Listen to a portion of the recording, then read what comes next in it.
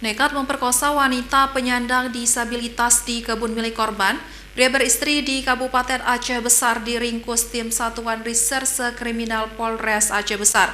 Untuk mempertanggungjawabkan perbuatannya, kini pelaku terpaksa harus mendekam di balik jeruji besi.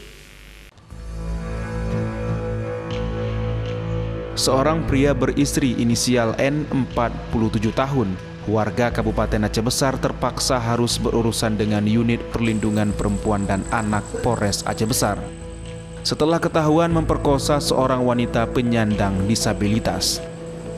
Perbuatan bejat pelaku dilakukan di kebun milik korban, dan kasus ini terungkap setelah korban menceritakan kejadian yang dialaminya kepada pihak keluarga dan langsung dilaporkan ke pihak kepolisian.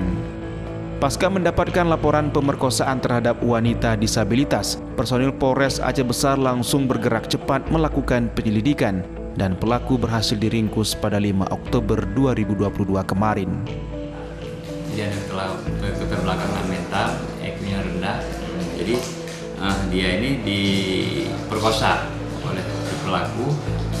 Kejadiannya ini pada bulan Mei 2022 dan dilaporkan ke kita 9 Agustus 2022, dan setelah dilakukan penyidikan oleh anggota kita dengan alat bukti yang ada pada tanggal 5 Oktober terhadap si pelaku dilakukan penangkapan.